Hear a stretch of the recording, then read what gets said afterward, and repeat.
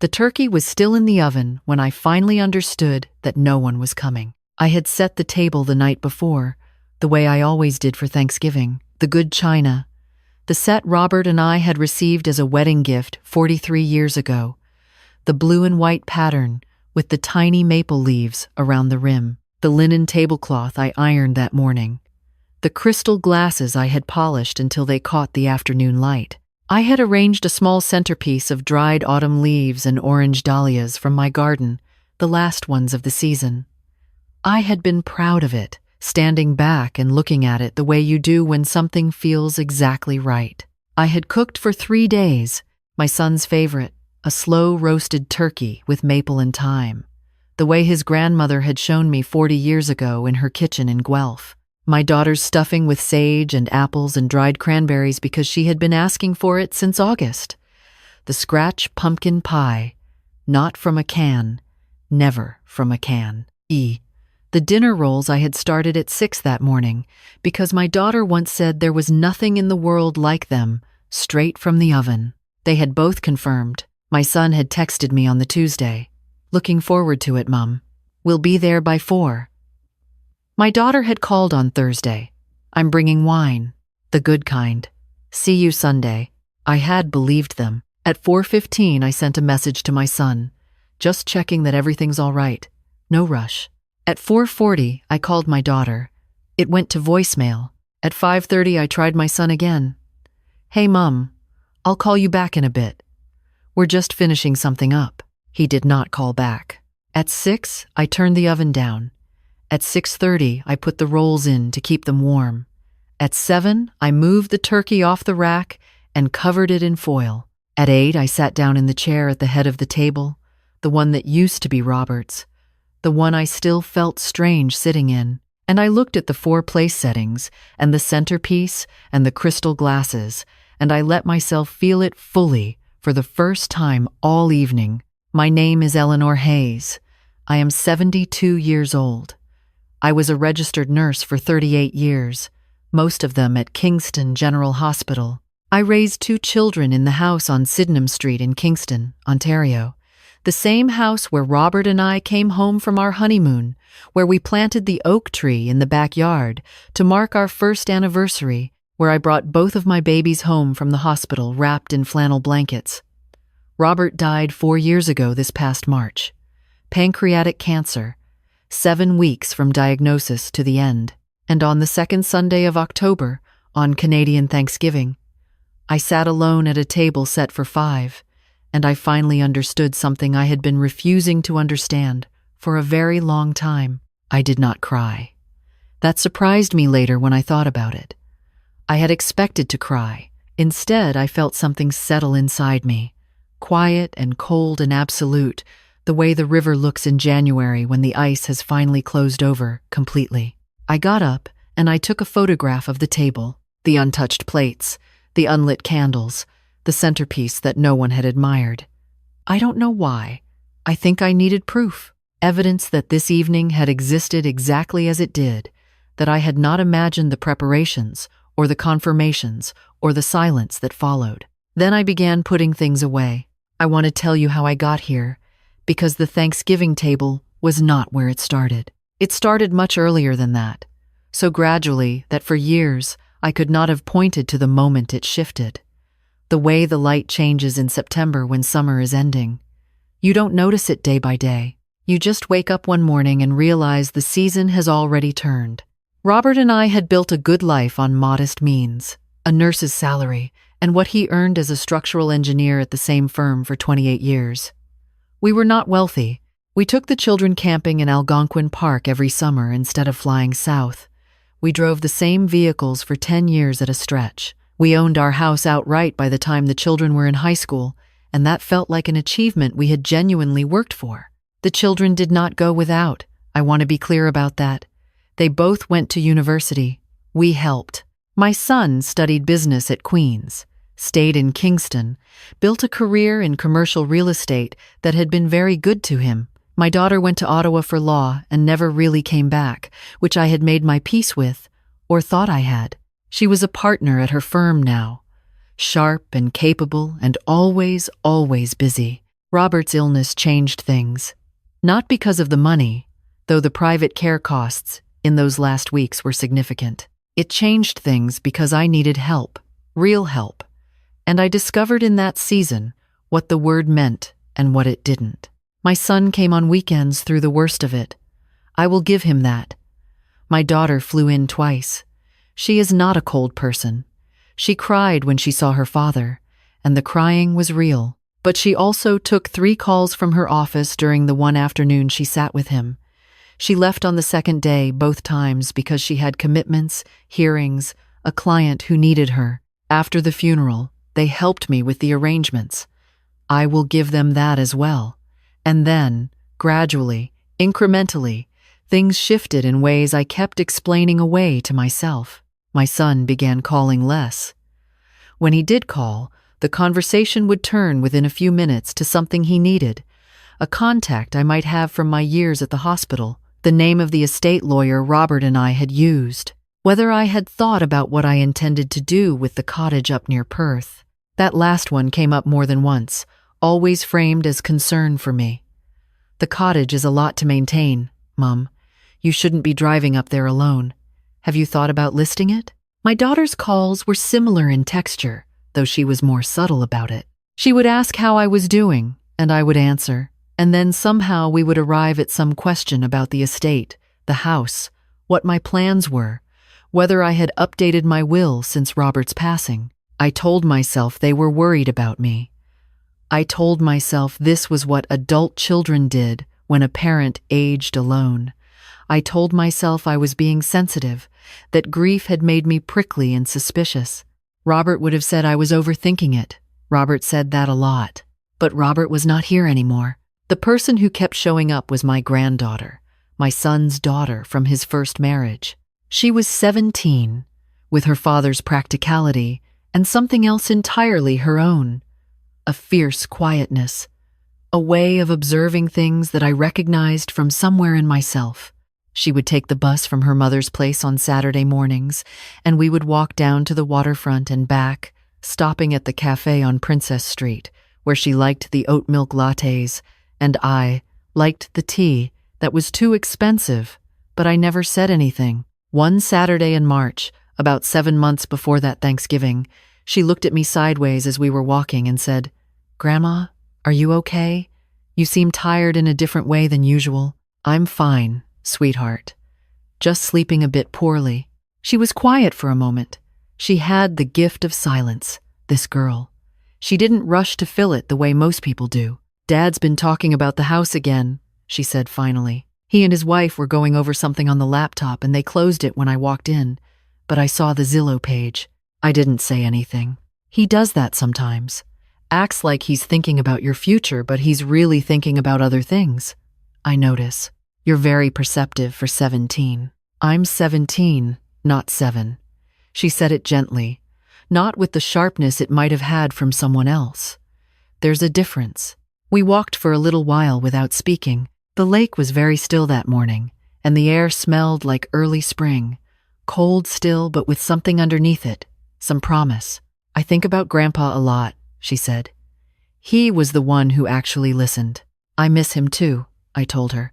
"Every single day." She took my arm the way she had since she was small, and we walked the rest of the way like that. 3 weeks before Thanksgiving, I was looking for the death certificate for a pension matter, and I went through the box of Robert's papers that I had put in the top of the bedroom closet and not touched since the year he died. I found what I was looking for, and then, underneath it, held together with a rubber band that had gone brittle, I found 9 envelopes. My name in Robert's handwriting on each one, unsealed, undated. He had always kept a journal. I knew that. I had never read it, not in 43 years. There are things you respect in a marriage, but these were letters. Letters addressed to me that he had written but never given me. I sat on the edge of the bed for a long time before I opened the first one. They were not all about the children. Most of them were about us. About a trip we had taken to Cape Breton in our 30s when the children were small and the car broke down outside of Antigonish, and we sat on the side of the road laughing because there was nothing else to do. About the way I looked when I was working in the garden. about things he had wanted to say and found easier to write. But in the last 2 letters, he had written about what he had seen. Eleanor, I have to say this somewhere. My son is not who I hoped he would become. I don't mean his career or his choices about where to live. I mean the part of him that notices other people. It was always thin in him, that part, and I'm afraid we made it thinner by making everything so easy. Every time he came to us with a problem, a shortfall, a favor, we said yes. And every time we said yes, we taught him that saying yes was what love looked like. We were wrong. I was wrong. I should have said this to you years ago, and I didn't. If I'm gone before you read this, don't let him make the same argument to you that he's made to me. He will tell you it's what family does. He will make you feel that saying no is the same as not loving him. It isn't. You know that. Hold on to that. And in the second one, near the end, Vanessa worries me in a different way. She's not unkind, but she's become someone for whom other people exist in the background of her own story. You'll be in that background after I'm gone. I've watched it happen already, and I keep hoping I'm wrong. I hope I'm wrong. But if I'm not, please don't wait as long as I did to see it clearly. You gave everything to this family for 40 years. What you have left is yours. Please keep it that way. I sat in that bedroom until the light changed. Then I put the letters carefully back in their envelopes, and I held them for a while longer. This handful of paper, this conversation my husband had tried to find a way to have with me and never quite managed. I felt an ache that was different from grief. It was something older and quieter. He had been carrying this for years, the same weight I had been lifting alone since he died, and we had never managed to set it down together. 3 weeks later, on Thanksgiving Sunday, I found out where my children were. I had gone to bed at 9:30 after putting the leftover food into containers and washing the good china by hand. I couldn't sleep. At 11, I reached for my phone and, not even knowing quite what I was looking for, I opened the Facebook app that my granddaughter had set up for me so I could see her posts. I rarely used it. That night, I scrolled without direction, the way you do when you can't rest. I found it in my son's wife's account, a video posted at 9:45. The Royal Ontario Museum Gala, the fundraiser for the new Indigenous Art Wing. A beautiful room, beautifully dressed people, my son in a dark suit I had never seen raising a glass toward the camera. My daughter beside him in burgundy, laughing at something off-screen. The caption, "What a night. So proud to support this incredible cause with this incredible crew." She had tagged my daughter and 3 other people. Toronto, the ROM Gala, 2.5 hours from Kingston. They had not been stuck in traffic. They had not had an emergency. They had been at a museum gala in Toronto, the 2 of them together, and they had simply not come, and they had simply not called. I put the phone face down on the nightstand. I looked at the ceiling. The clock read 11:17. I thought about Robert's letters.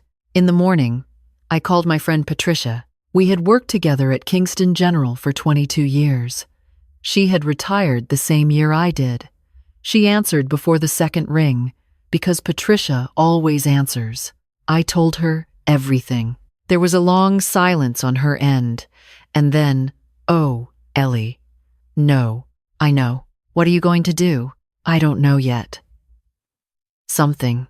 She drove over that afternoon with a bottle of good Ontario Red and a lasagne she had in her freezer, and she sat across from me at the same table I had set so carefully the day before, and she said, "You have spent your entire life taking care of other people. First your patients, then your family.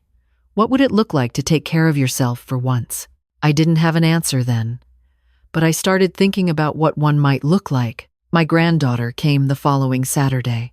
She took one look at me standing in the front hallway and said, "What happened?" I told her. Not everything.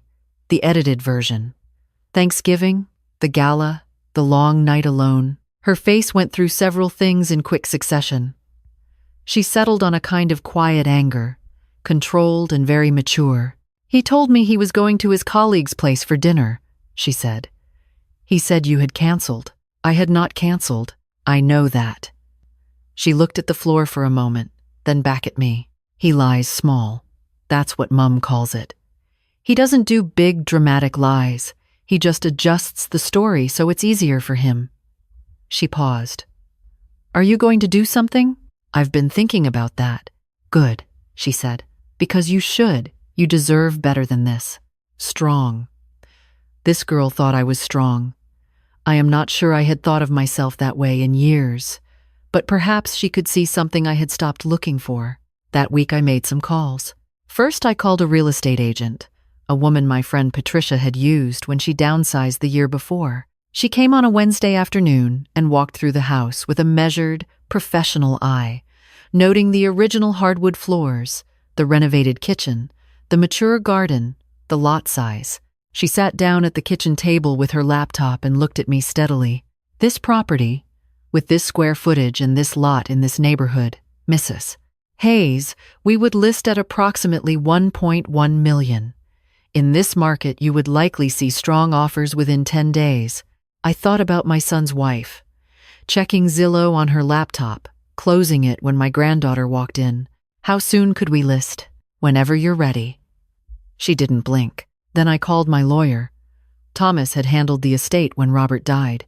He was methodical and discreet and had a way of listening without expression that I had always found reassuring. I want to update my will entirely, I told him. And I want to review everything. The house, the RRSP accounts, Robert's pension survivor benefit, the cottage. I want to understand exactly where everything stands before I make any decisions. We met the following Thursday. Thomas sat across from me with a yellow legal pad and wrote down what I told him. When I was finished, he looked at his notes for a moment and then at me. This is going to be upsetting for your children, he said. I imagine so. You're certain. I thought about 9 envelopes in Robert's handwriting. I thought about 4 hours at a set table. I thought about a video of a gala in Toronto posted at 9:45. I'm certain. Third, I called the School of Nursing at Queen's University. I had been an alumna since 1977. I had attended their events, donated modestly over the years. I asked to speak with someone in their development office and was connected to a woman named Andrea, who had a warm voice and a habit of listening without interrupting. I would like to establish a bursary, I told her, for nursing students who are the first in their families to attend university. I know how much that financial gap matters in the first year. I had a bursary myself in 1973, and it changed everything. That is wonderful, Mrs. Hayes. Did you have an amount in mind? $250,000, to be drawn from an endowment so it continues. There was a brief silence. That would be incredibly meaningful. We would love to name it after you, after my husband and me. The Robert and Eleanor Hayes Bursary for first-generation nursing students. When I hung up, I sat very still in Robert's chair, and I felt something I had not felt in 4 years. Not happiness exactly. Clarity. Like a window after rain. I did not tell my children about any of it. The house went on the market on a Tuesday. By Friday, I had 4 offers. By Saturday afternoon, the accepted offer was $1.13 million. The closing date was 6 weeks out. I had already found my next home. A condo in the Williamsville neighborhood, 2 bedrooms, big south-facing windows, 3 blocks from the waterfront.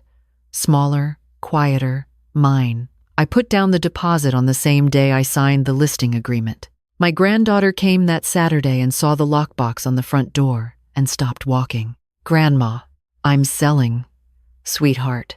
She stared at me. Then she smiled, slowly, and it was the most genuine smile I had seen in a long time. Okay, she said.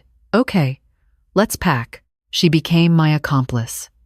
Saturdays through October, the 2 of us going through 43 years of accumulated life. She was careful with Robert's things, careful in a way that made me love her even more. She held up his old engineering compass one afternoon and turned it in her hands. He would have wanted you to be happy, she said. Not comfortable. Happy. 2 weeks before closing, my son called. He asked about my health, about the garden, about whether I had thought any more about the cottage, easing into it. I recognized the texture of it now, the approach like a car slowing before a turn. "Mum, I wanted to ask you about something. The business is at a point where we could really expand, but we need to free up some capital. I was wondering if you would consider investing. You'd see a return. I want to be clear about that. This isn't a gift. It's an investment." He went on for a while. Numbers, projections, timelines. He spoke with confidence because confidence had always worked before. "I'm not going to be able to help with that," I said. A short silence. "Why not? I need to be careful with what I have." "Mum, you're sitting on $1 million house. You have Robert's pension, your own pension, the RRSP accounts. You're not exactly struggling. And you missed Thanksgiving." The silence was longer this time. "What? You told your daughter you were going to a colleague's dinner. You told me you were coming to my table. Then you drove to Toronto for a museum gala. I saw the video online." He started to say something. Stopped. "I sat alone for 4 hours," I said, "with your grandmother's china and the turkey you liked and the rolls your sister asked for. 4 hours. And in the morning, you sent me a text that said, 'Sorry we missed last night. Let's get together soon.' No explanation, no happy Thanksgiving, just let's get together soon." He was quiet again. Then, "Mum, I'm sorry. The gala was a commitment we had made months ago, and it felt awkward to cancel last minute. You canceled on me last minute. I know. You're right. I'm sorry." The apology had the shape of an apology, but not the weight of one. "I'm not going to invest in the business," I said, "and I should let you know that I've made some changes. The house is sold. I'm moving into a condo in the new year. The house is—" He stopped.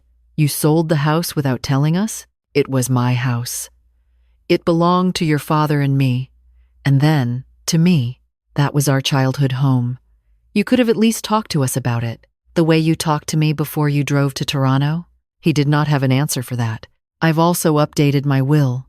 I wanted you to hear it from me. The cottage will go to a conservation land trust. The bursary at Queen's has been endowed. The condo and remaining assets will go to your daughter, to your granddaughter, to be held in trust for her education and housing. Thomas has all the details. You and your sister will each receive something nominal, as required, so there is no question that the omission was deliberate." Silence. Then, "You can't be serious." "I am. This is because of one dinner that I apologized for. This is because of 10 years, I said quietly. "The dinner was just the night I finally saw it clearly. Your father saw it before I did. He wrote about it before he died, and he asked me not to let you bully me. I have spent 4 years ignoring that request. I'm not going to ignore it anymore." He said things after that. Some of them were angry, and some of them were almost the beginning of something real, and then the anger would come back. I listened. When there was nothing left to say, I told him I loved him, because I do, and I said goodbye. My daughter called an hour later. The conversation had a similar shape. She was sharper, more legalistic, more controlled. She used the phrase emotional manipulation at one point. She said I was punishing them for having lives. She said our father would be horrified. "Your father left me 9 letters, I told her. He wrote them while he was ill, and he never gave them to me. I found them in October. In those letters, he said that he had watched the 2 of you treat us like a resource for 20 years, and it broke his heart, and he asked me not to let it continue." She was very quiet. "That's not true. I have the letters, if you'd like to read them." More quiet. "We love you, Mum. I know, and I love you. But love is not just a feeling. It's also something you do. It's a phone call that doesn't end in a request. It's showing up when you said you would. It's asking how I'm sleeping since your father died, and meaning it." She didn't say anything. I said goodbye, and I meant it to be kind, and I think it was. The weeks that followed were both harder and easier than I had expected. Hard because silence is loud in a house you've lived in for 41 years when you've started to realize it may actually be emptying. Neither of them called. No texts, no emails. I had anticipated anger, but the completeness of the silence was still a kind of surprise. What it confirmed, of course, was exactly what I had suspected. When the access ended, so did the contact. I had not wanted to be right about that. I was. Easy, because Patricia came over twice a week, and we did not talk about my son and daughter after the first evening. We talked about books, and about her grandsons, and about whether we should take a train trip out to British Columbia in the spring. Easy, because my new condo was bright and organized and smelled like fresh paint and possibility. Easy, because I joined a watercolor class at the Isabel Bader Center and discovered, at 72, that I was not without ability. My granddaughter came every Saturday. The drive from her mother's place took 40 minutes now instead of 5, but she came without fail and without complaint. She was in the middle of university applications, and we would sit at my small kitchen table, the new one I had chosen myself for this new space, and she would read me her personal essays, and I would tell her what was true and what was trying too hard. One Saturday in November, she looked up from her laptop and said, "Dad called me." I waited. He said, "You're having some kind of breakdown." He used the word erratic. I looked at her. I told him that you seemed like the opposite of erratic to me. She turned back to her laptop. He didn't really like that. You shouldn't have to be caught in the middle. I'm not in the middle, she said firmly. I'm on your side. I've known for years what was happening. I just didn't have words for it when I was younger. She looked at me. He let me down a lot, Grandma. And watching him let you down too, it's been hard to sit with. So this, what you're doing, it doesn't feel like a breakdown to me. It feels like you finally got tired of waiting for something that was never going to come. When did you get so wise? She almost smiled. You've been asking me that since I was 12. Christmas came. I spent it with Patricia and her daughter's family. A loud and generous evening in a house in the East End with too many people and not enough chairs, and a dog who stole a dinner roll off the counter and was only mildly repentant. My son and daughter did not send cards. My granddaughter came on Christmas Eve and brought me a sketch she had made of the view from my new living room window, the street below in the early dark, the old limestone buildings and the first snow coming down. She had written on the back, "Home is wherever you decide to be warm." I framed it and put it above my desk. In January, I received a letter from Queens, a formal letter with the university crest, informing me that the Robert and Eleanor Hayes Bursary had been officially established and that the first recipient had been selected. Her name was Priya. She was from Brampton, the first in her family to attend university, the daughter of 2 parents who had immigrated from India and worked in logistics and home care for 20 years. She had written a short note attached to the letter. I am going to be a nurse because I want to take care of people the way no one took care of my parents when they were struggling, she wrote. This bursary means I don't have to choose between my education and helping my family. It means I can do both. I read that sentence 3 times. I thought about being 22 years old and arriving at Queens with a bursary from a stranger who had believed in the profession I was choosing. I thought about 38 years at Kingston General, about the people I had sat with at 2 in the morning when they were frightened, and the medication only did so much, and what they needed most was someone to stay. I wrote back to Priya. I told her she was going to be wonderful. In February, my daughter called. I almost didn't answer. Then I thought about what Robert would have said, and what I actually believed about people's capacity to change, and I picked up. She sounded different, quieter, which was not a word I had often applied to my daughter. I've been thinking, she said, a lot, about what you said about Dad's letters. And I think I've known for a while that I wasn't showing up the way I should. I think I told myself it was because of work and because of the distance and because you always seemed fine. But that's not really the reason. I listened. The reason is that it was easier, she said. Calling you when I needed something meant I had a reason to call, and I didn't have to figure out what to say otherwise. Because I'm not, she stopped. I'm not good at the part where there's no agenda, where it's just, how are you? How was your week? I never learned that. I don't know if you taught it to me, and I forgot it, or if I just never picked it up. But I know that's not your fault. The silence between us was different from the silence of November. Can I come to Kingston? She asked. Just to see you. I'm not going to talk about money or the will or any of it. I just want to see you." I said yes. She came on a Saturday in late February, a gray and mild day, the kind of day that carries the first suggestion that winter is considering leaving. We sat at my kitchen table and I made tea and we talked for 3 hours. It was awkward in places, the kind of conversation where you have to decide repeatedly to be honest when it would be easier not to be. She cried twice. I did not, though I came close. "What about your brother?" I asked at one point. "He's still angry." She looked at her cup. "He thinks you're being vindictive. He's told himself a story about it where you're the one who did something wrong." "I know that story. He might come around." She hesitated. "He might not. He's very stubborn, like your father." She looked up. "Like you, too," she said, and it wasn't unkind. "It's actually probably where he got it." I almost laughed. She came back in March.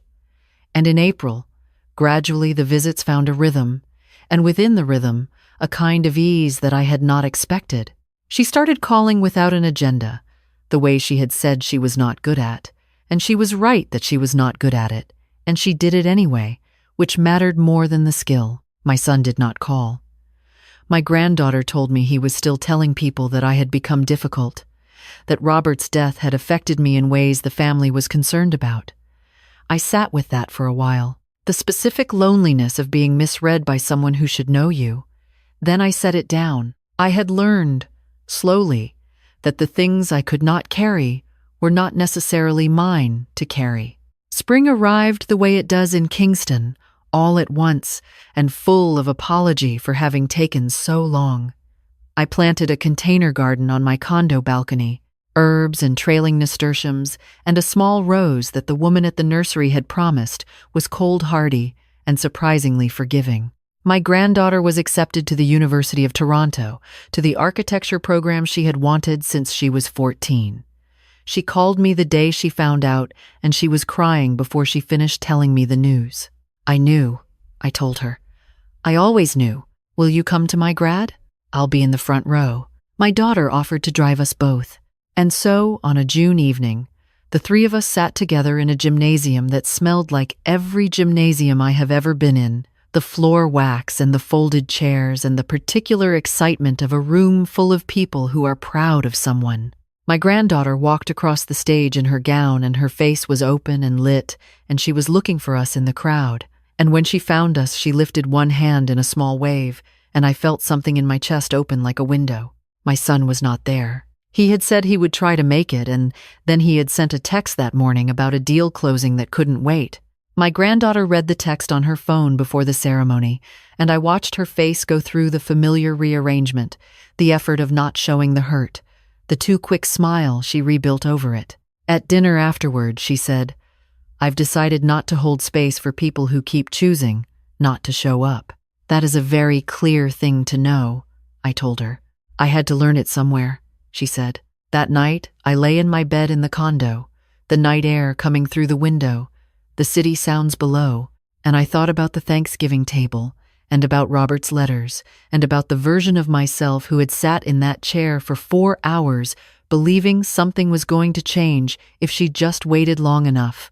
I had believed for a long time that love was patient in the sense of enduring, of continuing to receive people gently no matter what they took from you.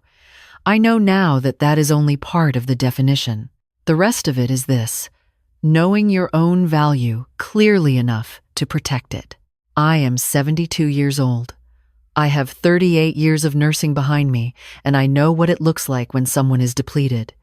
I knew it in my patients, and I spent years not knowing it in myself.